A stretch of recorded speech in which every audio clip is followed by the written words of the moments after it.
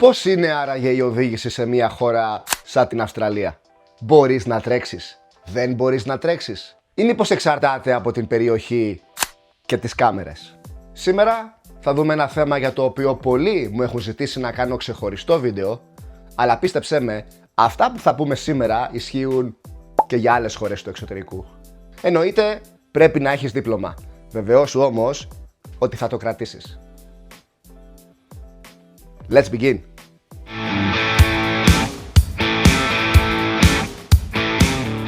Είμαι ο Διονύσης ή όπως με φωνάζουν εδώ κάτω, Ντένις. Και καλώς ήρθατε στο κανάλι Greeks Down Under.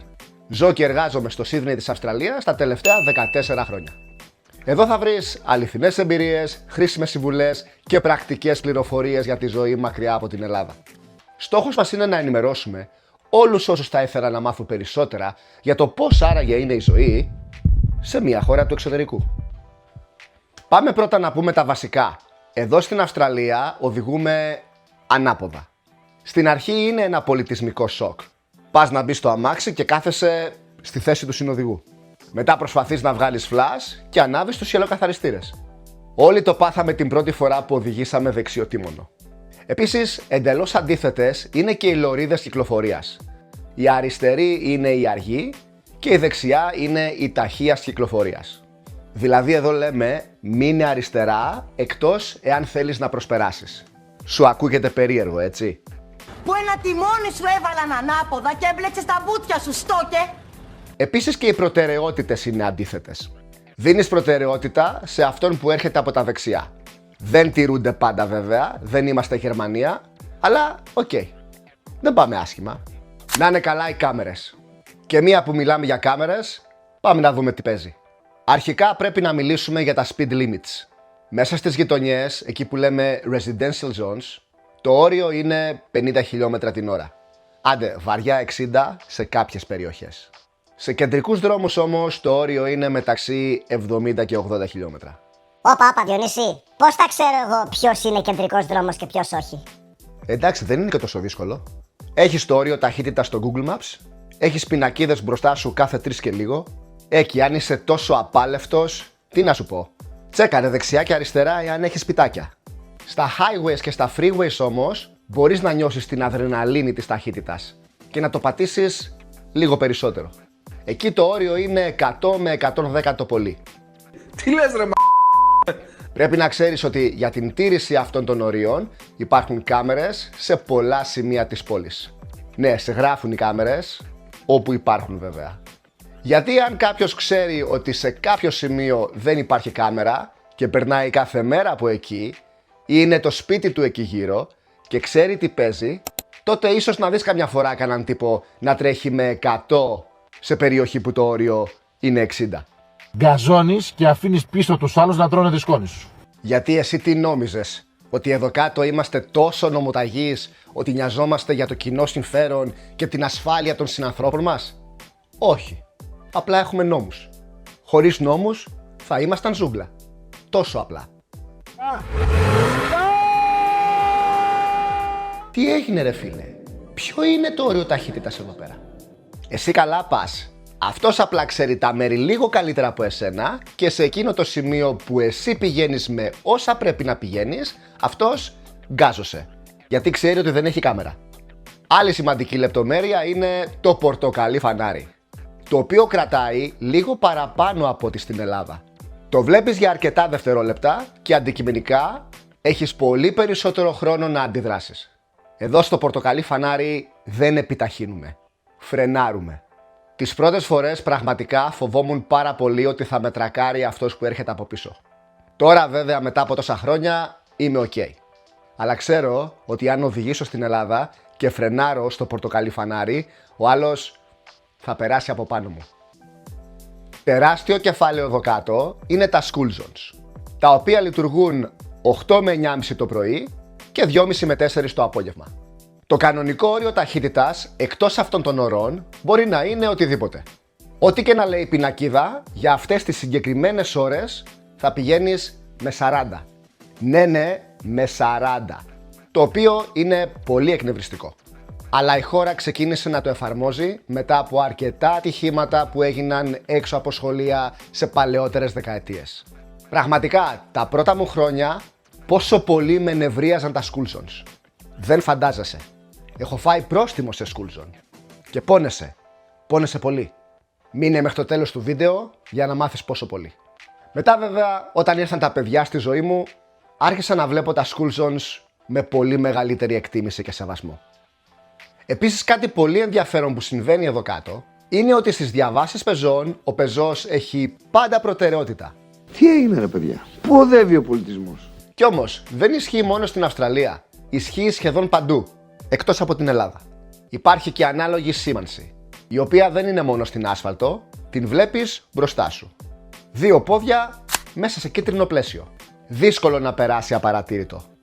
Πρέπει να το παραδεχτώ. 1-2 φορές βιαζόμουν και εντός εισαγωγικών έγραψα τον πεζό στη διάβαση. Οκ, στο λόγο μου δεν κινδύνευσε. Ερχόταν από το δεξί πεζοδρόμιο, τον έλεγχα. Αλλά κι εγώ πάτησα τη διάβαση ενώ την είχε πατήσει πρώτα αυτός, το οποίο είναι παράνομο. This guy make this, okay, he's my let's attack him. Και θυμάμαι ότι μου είχε σηκώσει το μεσαίο δάχτυλο του χεριού του. Οκ, συμβαίνουν κι αυτά. Κάτι που διασκεδάζω πάρα πολύ εδώ κάτω είναι οι μικρές στρογγυλές πλατεΐτσες. Αυτό που λέμε roundabouts. Υπάρχουν σε όλες τις αγγλοσαξονικές χώρες. Υπάρχουν και στην Αγγλία, υπάρχουν και στην Κύπρο. Είναι ένας πολύ ωραίος τρόπος να ρολάρει η κίνηση και να μην μποτιλιαριζόμαστε με stop και φανάρια. Ο κανόνας, πολύ απλός. Αυτός που βρίσκεται στα δεξιά σου έχει προτεραιότητα. Εκτός φυσικά εάν υπάρχει σήμανση stop ή give way. Τα λατρεύω τα roundabouts, δεν μπορείς να φανταστείς πόσο. Γιατί πολύ απλά δεν είμαι καρφωμένος στην κίνηση να περιμένω πότε θα ανάψει το φανάρι. Κάτι όμως που δεν λατρεύω καθόλου είναι τα σαμαράκια, τα λεγόμενα speed bumps. Δυστυχώς ή ευτυχώς είναι ένας ακόμα τρόπος να σε κάνουν να χαμηλώσεις ταχύτητα. Μερικές φορές υπάρχει σηματοδότηση, άλλες όμως όχι. Οπότε καλό είναι να έχεις τα μάτια σου ανοιχτά, γιατί αν τρέχεις και περάσεις σαμαράκι με full ταχύτητα, στο λέω, θα το σπάσεις το αμάξι. Ρε βλάκα, Η ασφάλεια των κατοίκων μιας περιοχής είναι πολύ πιο σημαντική από την οδηγική σου απόλαυση. Όσο πιο γρήγορα το καταλάβεις, τόσο καλύτερα για σένα και για το αμάξι σου. Και εννοείται, τεράστιο μαρτύριο είναι να μετακινείσαι με λεωφορείο σε δρόμους με σαμαράκια. Και τώρα έρχεται η στιγμή που περίμενες. Πόσα λεφτά θα πληρώνεις σε πρόστιμα και πόσους πόντους θα χάνεις σε κάθε παράβαση. Πόντους? Τι πόντους ρε Διονύση? Δεν φτάνει που πληρώνω. Θα χάνω και πόντους. Εννοείται θα χάνεις και πόντους. Πες ότι είσαι φραγκάτος και έχεις λεφτά να δίνεις. Αυτό τι σημαίνει? Ότι θα μας πάρεις σαμπάριζα όλους? Ενδεικτικές παραβάσεις ταχύτητας. Αχ, Θεέ μου, τι θα ακούσουμε πάλι. Έως 10 χιλιόμετρα πάνω από το όριο, $130 ένας πόντος. 10 με 20 χιλιόμετρα πάνω από το όριο, 310 και 3 πόντοι.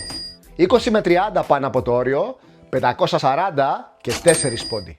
30 με 45 πάνω από το όριο, $1.000 και 5 πόντοι. Και αφαίρεση διπλώματος για 3 μήνες. Άνω των 45 χιλιόμετρων πάνω από το όριο, $2.700 και 6 πόντοι. Και αφαίρεση διπλώματος για 6 μήνες. Ρε εσύ, πας καλά ρε. Ενδεικτικές παραβάσεις ταχύτητας σε school zones. Έως 10 χιλιόμετρα πάνω από το όριο, 210 και 2 πόντι. 10 με 20 χιλιόμετρα, 400 και 4 πόντι. Και ναι, όντως πόνεσαι. 20 με 30 χιλιόμετρα πάνω από το όριο, 650 και 5 πόντι. 30 με 45, $1.300 και 6 πόντι και αφαίρεση διπλώματος για 3 μήνες. Άνω των 45, κοντά στα 3 χιλιάρικα και 7 πόντι και αφαίρεση διπλώματος για 6 μήνες. Σας πονάει, να σας πονέσει! Άλλες παραβάσεις μπορεί να είναι παράληψη προτεραιότητας σε διάβαση πεζών, $380 και 3 πόντι, παραβίαση κόκκινου $540 και 3 πόντι, παραβίαση κόκκινου σε school zone $680 και 4 πόντι.